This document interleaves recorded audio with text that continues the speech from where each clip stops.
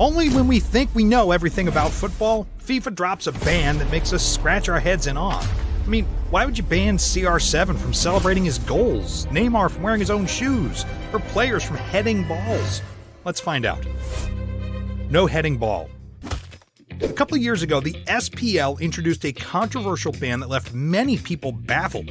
Glasgow University research found that former footballers were 3.5 times more likely to die from brain disease. What? In response, the Scottish Football Association imposed a ban on professional footballers, prohibiting them from heading balls the day before and after matches. But that wasn't the end of it.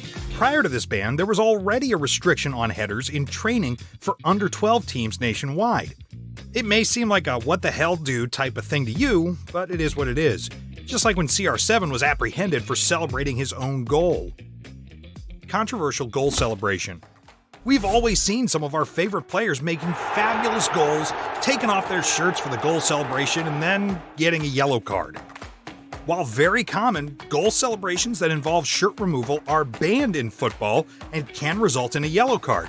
I mean, we all remember the brilliant game Manchester United versus Villarreal was, and the last-minute goal of CR7.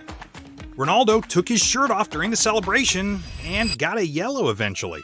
The rationale behind this ban is player identification. The referee identifies all the players with the numbers and names. Taking the shirt off can confuse the referee. It becomes even more evident in international games where the referees don't know the players of remote countries and faces could look similar to them. Some people, however, say that the sponsors want the jerseys with their logos on the players so the audience can see them on screens. They pay insane sums just to showcase their brands, and taking off a shirt during goal celebrations can really ruin that marketing chance. And I think those some people have got a good point, just like I have a point to make in the next football ban. Bans for fans. So far, we've seen quite a few controversial moves pulled by FIFA and IFAB, but a few months ago, they really took it up a notch, hitting the high notes with the 2022 World Cup. As the tournament drew near, the excitement was palpable. Well, why wouldn't it be? Qatar was gearing up for an influx of football fans from all corners of the globe, ready to cheer on their national teams. However, it seems like someone forgot to double-check on what these fans were all about until the 11th hour. Qatar, with its strict alcohol policy, threw a major curveball, especially for fans from places like England, where a good time often involves a pint or two. Imagine the shock when they found out that their beloved beverages were literally banned. And while I tried my best to grasp the political and religious reasons behind it, it's still a bit of a puzzling, or should I add controversial move, just like the next ban. Neymar's Fortnite boots. So, you know Neymar, right? The dude's big into gaming and even has his own Twitch channel. Well, to hype up some Fortnite thing, he swapped out his usual Puma Z boots for these crazy custom Fortnite kicks. But here's the header. Turns out they're a no-go according to the new rules. Basically, there's this ban on boots with any political or religious messages or ads for different brands. So, as awesome as Neymar's new Fortnite boots were, he couldn't rock them anymore. It's like when someone asks you, "How you doing?" And even if you're not fine, you gotta say you are. Neymar's boots, though, at least weren't causing a crisis for a whole bunch of kangaroos. Beckham's boot revolution. Alright, so the year's 2007, and David Beckham made the move from Real Madrid to LA Galaxy.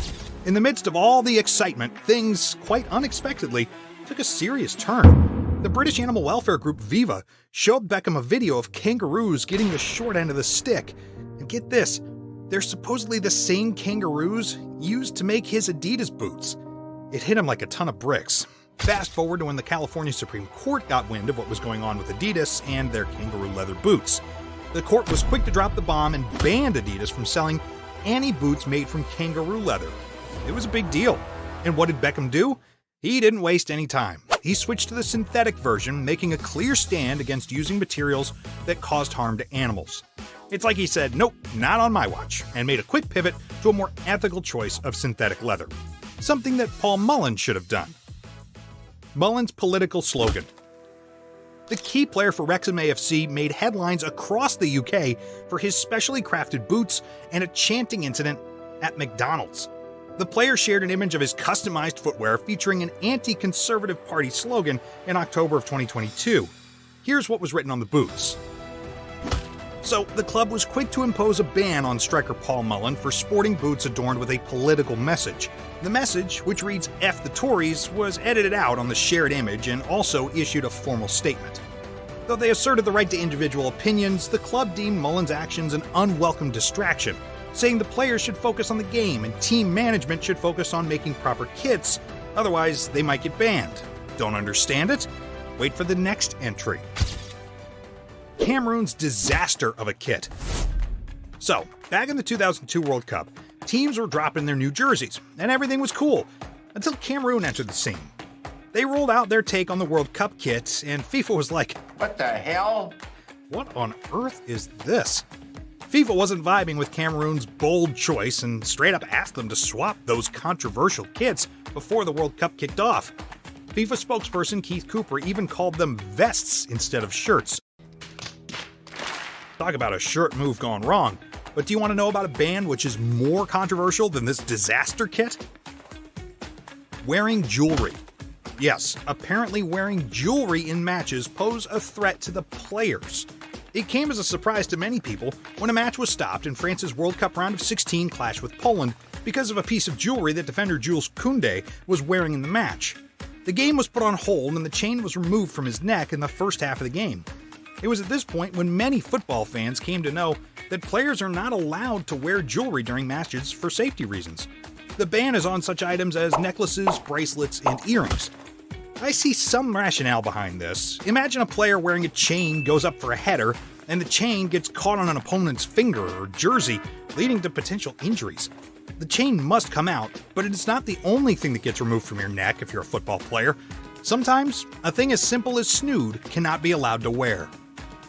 Wearing snoods.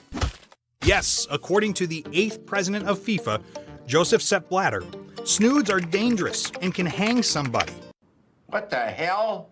Now, even if I ignore all the legitimate, life-threatening, barbaric tackles allowed in football, I'm not sure how a neck warmer can hang somebody. A number of top players, including Carlos Tevez, Samir Nasri, David Silva, Mario Balotelli, Pepe Reina, Mauro and Shamak have made a snood part of their uniform. All I wondered was what their thoughts were on the ban. Nonetheless, a ban's a ban, and you gotta respect it. Good thing is snoods or neck warmers were banned for a period, and now the ban is over. But you want to know what one ban would be permanent? The next one. Shoes with hidden spikes. No one knew anything like this could have potentially happened, but the star players Wayne Rooney and David Beckham of the English football club Manchester United suffered repeated metatarsal injuries, reportedly from bladed football boots. Such injuries have the capacity to end the careers of players, and since then, many UK sporting bodies have criticized and banned the bladed football boots. Any kind of unusual equipment that may give the player an unfair advantage is prohibited to use in football. We knew this part, but we didn't know that unusual equipment meant shoes with hidden spikes that could end the career of football players. But what about something that can actually end their lives and careers? Mandatory shin guard rule. Playing without wearing a shin guard is banned in football, and this ban makes the most sense of all the bans I have told you. Recall the ban I mentioned earlier regarding bladed boots at Manchester United? Sir Alex Ferguson took swift action when he discovered the detrimental impact of these boots on his star player, Roy Keane. Despite Keane's formidable skills on the pitch, a serious injury resulting from a tackle kept him sidelined for 2 months.